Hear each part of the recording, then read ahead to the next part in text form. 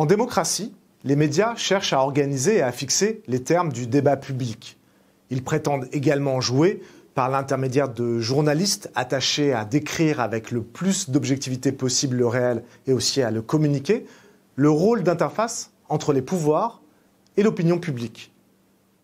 De ce fait, dans le prolongement de l'idéal de l'espace public promu par le philosophe Habermas, le débat médiatique devrait être un lieu privilégié d'expression de la pluralité, et ce, afin de favoriser la formation d'une opinion publique critique et éclairée.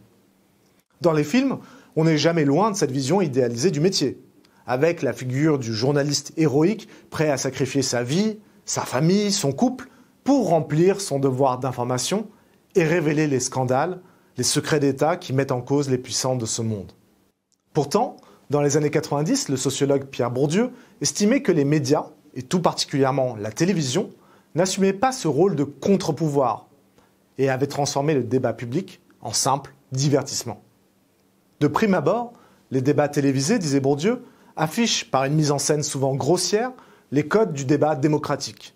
La rédaction journalistique réfléchit en amont au sujet et elle l'impose en fonction de sa capacité à rassembler les spectateurs et non en fonction de l'intérêt général. Sur le plateau, il y a ceux qui représentent le camp des pour et il y a ceux qui forment le camp des contre. Il y a une discussion avec un présentateur qui gère le débat. Cependant, on se rend vite compte que ce débat est faussé et que les règles sont celles imposées par la logique du spectacle et celles de l'audimat. Le présentateur décrète ce qui est intéressant, ce qui l'est moins, en distribuant la parole, en coupant celle-ci lorsque son invité est trop long ou trop complexe. Le présentateur joue volontiers à l'imbécile ou à l'indigné pour se placer symboliquement du côté du spectateur tel qu'il se l'imagine derrière l'écran. Face à la légitimité démocratique des élus, le présentateur invoque la légitimité de son audience, ou encore celle des sondages. Il se place de facto au-dessus des lois de la politique, et même de presque toutes les lois. Pour donner de l'épaisseur et de la crédibilité à son propos, il fait régulièrement appel à des experts, des fast thinkers, un personnel médiatique qui ne dispose que de la légitimité et de l'autorité que leur confèrent leurs apparitions dans les médias et qui, en bons clients, sont capables de se prononcer instantanément sur toute une série de sujets. C'est un vrai fast-food de la pensée. L'analyse de Bourdieu date, je l'ai dit, des années 90, c'est-à-dire qu'elle remonte à l'émergence des chaînes d'information continue.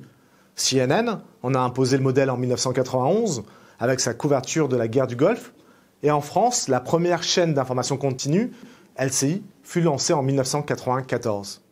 Quoique ancien, le diagnostic de Bourdieu semble encore plus juste aujourd'hui, alors que les programmes de débat vaguement polémiques se multiplient pour remplir le temps d'antenne à moindre coût en attirant une audience élevée. Formule toujours gagnante. Présentés comme des présentateurs trublions, Cyril Hanouna, venu de la chaîne Comédie, ou Pascal Praud, issu du football et d'une émission qui s'appelait On refait le match, étrangement identique d'ailleurs à l'heure des pros, ceci marque la victoire de l'infotainment, soit la contraction de l'information et de l'entertainment. Il s'inspire des modalités d'expression publique sur Twitter, où, pour citer l'écrivain Camus, le dialogue a été remplacé par la polémique, qui est une sorte de monologue. De l'espace public, idéal rêvé par Habermas à sa captation par l'espace médiatique, on assiste au glissement de l'opinion publique éclairée à l'audimat. On assiste au glissement du salon littéraire au confortable canapé dans son salon. On assiste au glissement du politique de la science à l'expertise généraliste et au bon sens populaire. Le citoyen, relégué à l'arrière-plan, devient un spectateur impuissant plutôt qu'un acteur, ce que le philosophe Bernard Stiegler appelle télécratie, soit l'opinion publique, mais dégradée en audience. En découle un discrédit de la démocratie et de la représentation politique qui ont permis à des personnalités comme Donald Trump de surgir dans l'arène politique. Entrepreneur célèbre qui a construit son empire sur son nom de famille, personnage aussi de télé-réalité, sa candidature à la primaire républicaine en 2015, puis à la présidentielle américaine en 2016, signe l'avènement des outsiders. ces candidats présentés comme neufs, anti-establishment et anti-élite. L'ère des outsiders s'est peut-être ouverte plus tôt, en Europe, avec le mouvement populiste 5 étoiles. Fondé en 2009, ce mouvement devenait en moins de 10 ans, en 2018, la première formation politique en Italie. Elle est née de l'alliage étonnant entre un humoriste, Pepe Grillo, et un informaticien, homme d'affaires, Gianroberto Casaleggio. Son succès fulgurant ne doit pas être considéré comme le simple fruit d'une conjoncture hasardeuse. Il doit être interrogé. D'un côté, le bouffon, Pepe Grillo, qui sait prendre la lumière et qui maîtrise les règles traditionnelles de la comédie médiatique. De l'autre, œuvrant dans l'ombre, Gianroberto, fin stratège qui mise sur l'essor des outils numériques pour asseoir la légitimité du mouvement sur la participation directe des citoyens. Rappelons d'ailleurs que le mouvement avait mis à disposition des Gilets jaunes français sa plateforme de consultation numérique appelée Rousseau.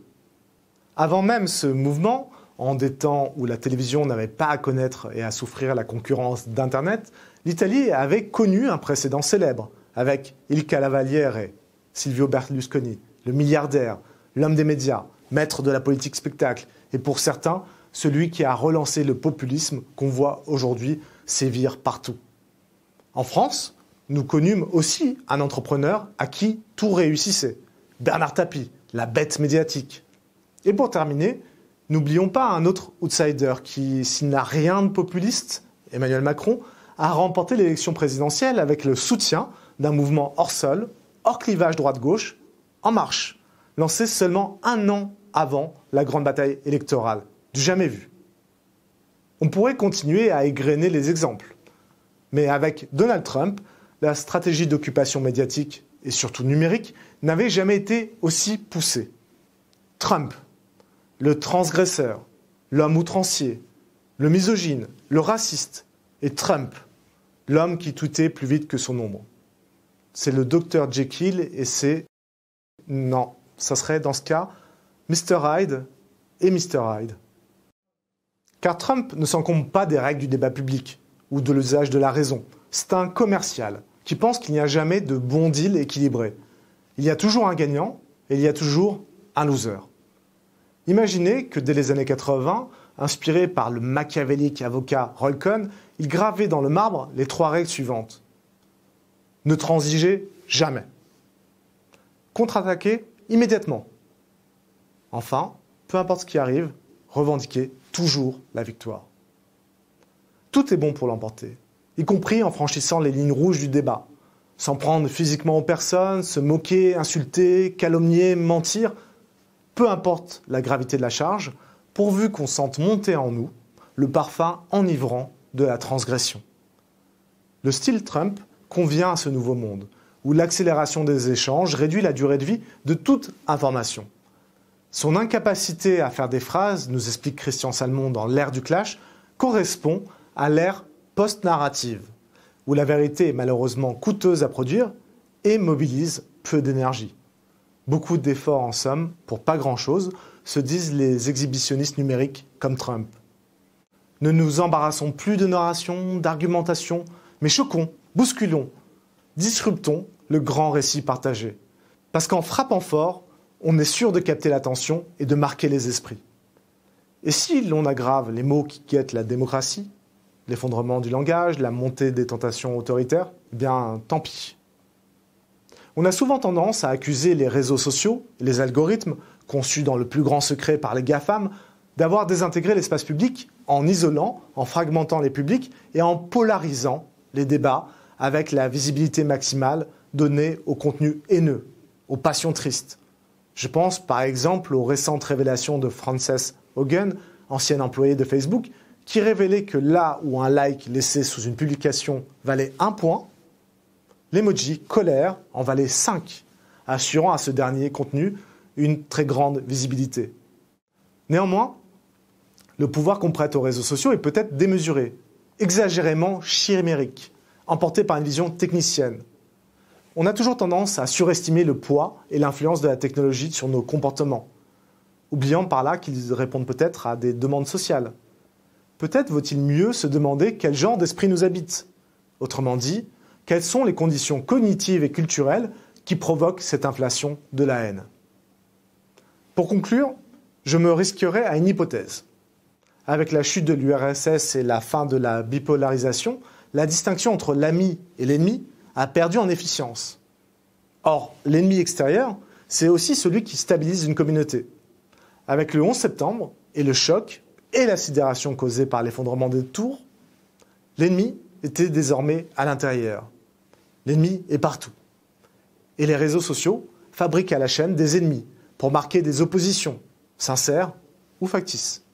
Et si la vraie force de Donald Trump, à désigner, à stigmatiser les démocrates, les femmes, les Chinois, les migrants, les musulmans, les Noirs, était d'avoir perçu un besoin profond et inavouable de nous réinventer un ennemi lorsque la politique fait défaut?